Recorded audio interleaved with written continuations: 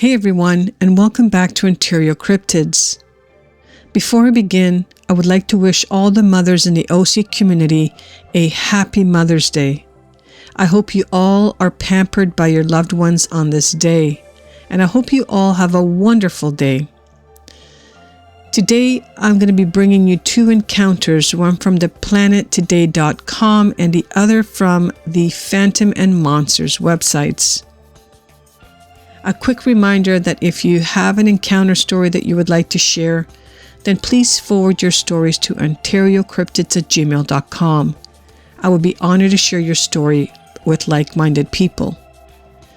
I just want to mention before we get started that I am suffering from allergies. It is allergy season and I'm suffering bad. So if my voice cracks or anything like that, just bear with me. Thank you. Now sit back and relax as we begin with today's encounters.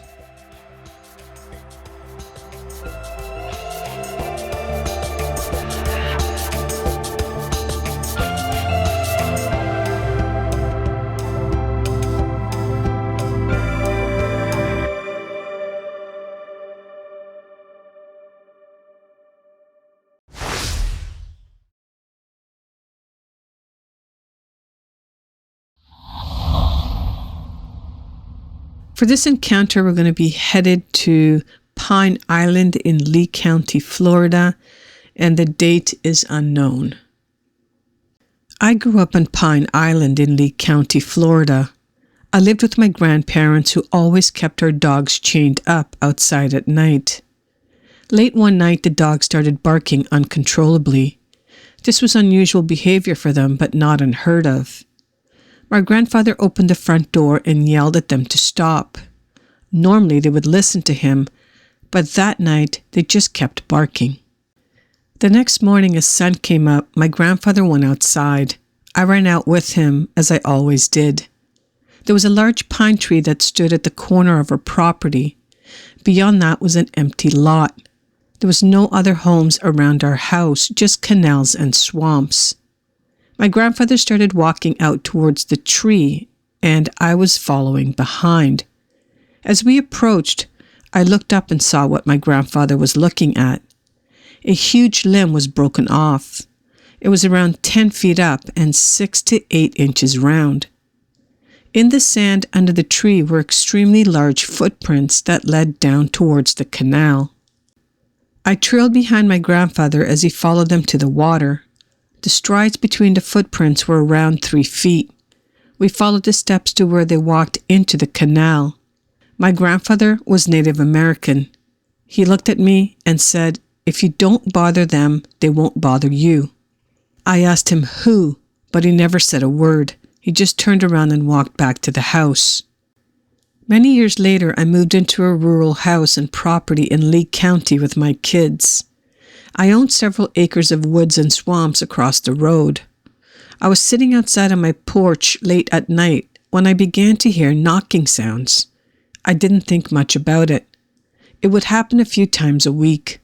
Then one early morning at around 3 a.m., I saw a silhouette of a large person standing on the edge of the woods across the road. I ran inside and grabbed my gun and a spotlight. But when I got back outside, no one was there. My kids used to walk our dog along the dirt road in the evenings. One night they came back and told me that they saw a big monkey swinging from tree to tree. I just chalked it up to kids in their imagination. Then I came across a video of a young Bigfoot swinging in the trees. I had my sons look at the video and asked them if this is what they saw. "Yes, sir," he said. I started to research more about Bigfoot. But then I remembered what I saw with my grandfather when I was younger. It was like someone turned on a switch. I sat down with both of my kids and had a talk with them. I told them not to talk about them and not to bother them. Then I repeated what my grandfather had told me all those years ago. If you don't bother them, they won't bother you. After that, I sat almost every evening and listened to the wood knocking. I never felt like I was in danger or threatened in any way. Months later, and late at night, my lady friend was outside getting something out of her car. The next thing I knew, she was honking her horn. I came running outside and she was crying hysterically. She told me something was in the woods shaking the branches and growling at her. I later found out that this lady friend was not a good person. I wondered if my friends in the woods sensed something was bad about her and were just watching out for me.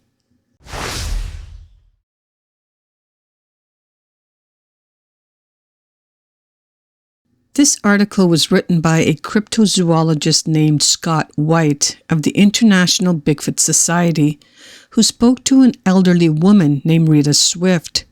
She recanted her story about her grandfather.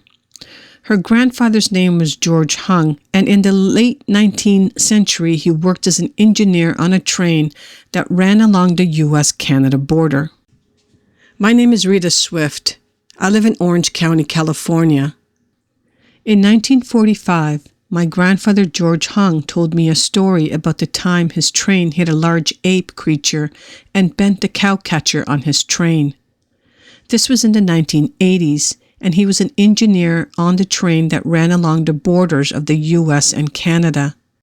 It was night, and all of a sudden their train hit something, and they stopped the train because the cowcatcher was dragging on the tracks. At first they thought it was a moose, but when they all got out with their lanterns, they discovered this huge, smelly ape hung up in the catcher. They had only lanterns for light, and they were in the forest, basically in the middle of nowhere. It took most of the crew to pick it up and lift it onto the open flat car. They noticed it was structured differently from a gorilla or ape and smelled so bad the crew got the smell on them. They left it on the flat car because it took at least 2 hours to straighten out the cowcatcher. Good thing my great-grandfather was also a blacksmith. They were at least 2 hours from the next water tower and station of sorts. The brakeman noticed Indians sneaking around in the forest, but they thought they had disappeared. When they were ready to go, the crew checked on their smelly passenger, but he was gone. They looked for tracks and decided the Indians had dragged it away into the forest and across the stream. They found the tracks and pieces of hair and, of course, the smell. They washed up in the stream and were glad to get rid of it. The smell had even remained in the flat car. My great-grandfather took pieces of the hair back with him and gave it to a doctor he knew in Michigan. They had all decided the creature had escaped from a circus or sideshow. My great-grandfather thought it was 8 feet tall and weighed at least 500 pounds. It took 6 men to carry it off the tracks. When my daughter was a student at California State University at Fullerton in 1986, I met a professor of anthropology. The reason I was there was to donate an Indonesian fighting sword to their department. They were very old and had belonged to my husband. I just didn't feel comfortable having them in my home anymore. I noticed in her office she had information on the walls about Bigfoot.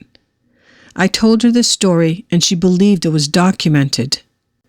My grandfather said the ape had a different face than what he remembered of a gorilla. He said the teeth were like humans but extremely wide and large. The body hair was thick, dark black, with light tipping, and the eyes were large and dark. He said they agreed it was a male because of its genitalia. Grandfather continued as a rail engineer on the Colorado-Wyoming line until he retired in 1925. He fought off outlaws with his 6-shooter from the cab. I have a photo of Grandfather with the crew, stopped in Aids, Colorado, with a large cannon hole in the side of the engine. This was in 1898, when some outlaws and horses pulled up on Old Confederate Canyon along the tracks and fired at the engine. The crew chased them away but left the train damaged. They were on their way to Durango carrying bank money from Denver. Grandfather would never tell stories that were not true. He was a devout Methodist and said his prayers so loud every night the whole house could hear him. He had originally come from Amish in Mercer County, Pennsylvania, but left to fight for the Union in the Civil War. His father did not accept his decision, and he never returned to Mercer County. He was born in 1845 and died in 1947 in Claremont, California. That's going to wrap things up for today. I hope you all enjoyed these two stories. They were both very interesting. And I have to say, I love hearing some of the early encounters with Bigfoot Sasquatch, especially from the perspective of a Native American. If these stories reminded you of an encounter that you may have had and would like to share, then please forward your stories to OntarioCryptids@gmail.com. I would be honored to share your story on this channel.